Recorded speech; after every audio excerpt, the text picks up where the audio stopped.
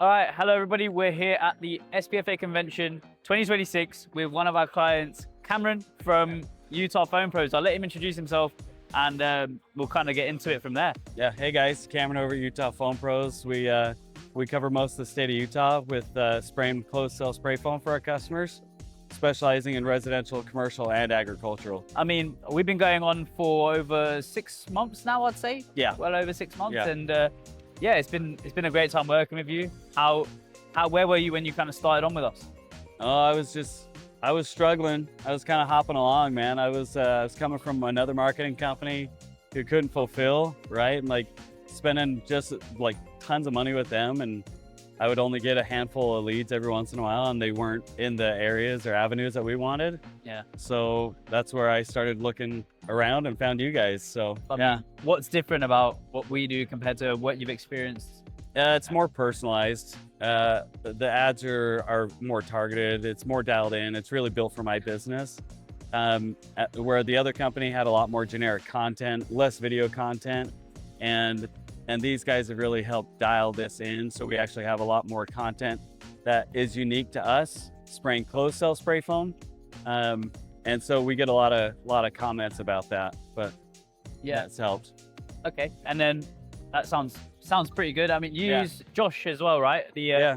Our in-house appointment setter. How have you been finding him? Yeah, it's kind of nice to have someone who just calls the leads as soon as they fill out the form, and they take care of that. No, it's great. Yeah, Josh. We've had a few other guys doing that will reach out as soon as my leads come in, and they set up in-person appointments.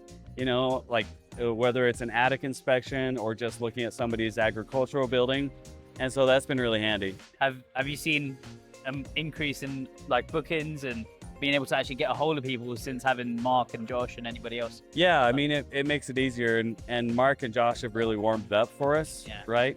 Yeah, I mean, I think I can't remember the exact number, but I remember the first month I reached out to Pedro, and, I was like, I just told him how many leads we've had already, and he's like, yeah, the boy, Yeah. so it was a good start right out of the gate. Yeah, I know in the last few months, what we've actually been doing is tailoring our positioning in the market for you to be able to get, 20, 30, 40, 50 plus $1,000 jobs. Yeah. Yeah. We're slowly working up to that point right now is the focus. So yeah, I mean, my average job size has gone up slightly. We were 7,000 and 8,000, now we're pushing 9,000 to 12,000.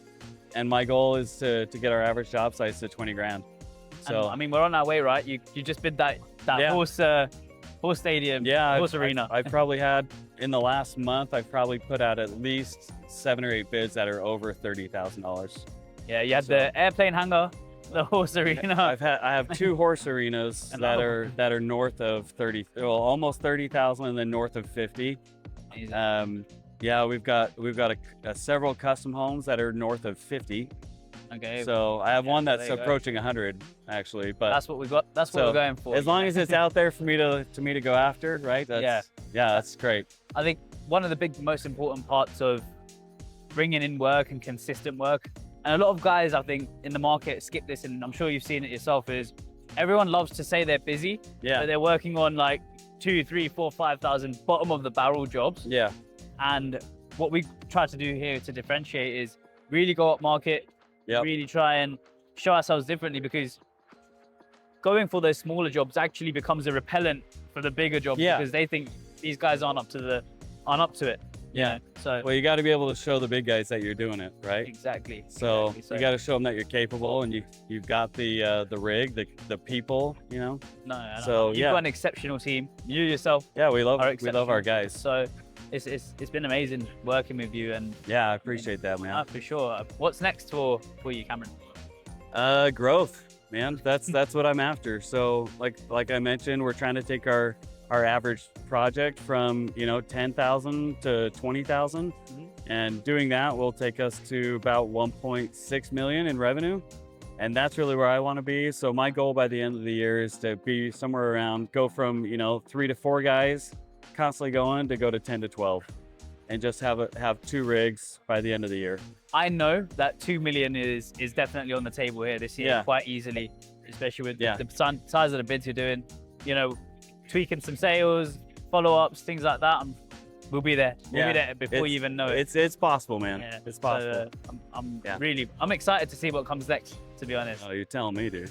Look, you're here anyway. Yeah. You're here to invest in yourself. You're here to invest That's in, what we in do, your growth, right? So that's what you got to do. So without growth, you're dead. So we're here, we're learning, we're growing, taking courses, continuing education, visiting with vendors, new vendors, and just building relationships. And what would you say to anyone who's questioning themselves in the business? Just general tips for anybody kind of getting started. I know you're not really a really old company, but you've seen crazy growth over the past year or year and a bit. So it's hard. So you just expect it to be hard, and it makes it easier. So there's no getting around it. There's no real shortcuts to it except maybe finding a good marketing company. That kind of helps speed up the growth, but you still have to go through the trials to get out of this. And I'm still right in the middle of my own, so you're learning, you're growing, and you're getting to that point. But you say you're in the middle of your own, but after speaking to hundreds of people here, everyone's in the middle of their own. It doesn't stop, man. It really doesn't stop. Whether you're a year old or whether you're 20 years in, it's all going to be hard work. You're always going to have growing pains, different phases of the business, and so that's where we're at. We're right in the growing pains stage. Yeah. So great place to be. These are good problems. I'm not going to complain. Yeah, exactly. We're happy. What would you say to anyone who's questioning marketing, like yourself? You've had bad experiences before. I remember when I first jumped on call with you, I was like, let's get it going, and you're like, kind of here, kind of not. I had to kind of make sure. That's the thing, man. Marketing. I actually have a background in marketing, as you guys know. I came from selling SEO and custom websites and paid ads and all this stuff. So I knew the lingo. I just didn't know how to do it myself. So I knew what I was looking for in a company. And one person was really good at selling themselves, but not great on executing. I would say though, when you're selecting a marketing company, one of the hardest things to do is find someone in that niche who's done it before and can show you verifiable proof, like you guys did with me, that you have other clients in my area, my space, that are succeeding. Yeah, I mean, a lot of people think, especially Pedro and I here from across the pond. Yeah.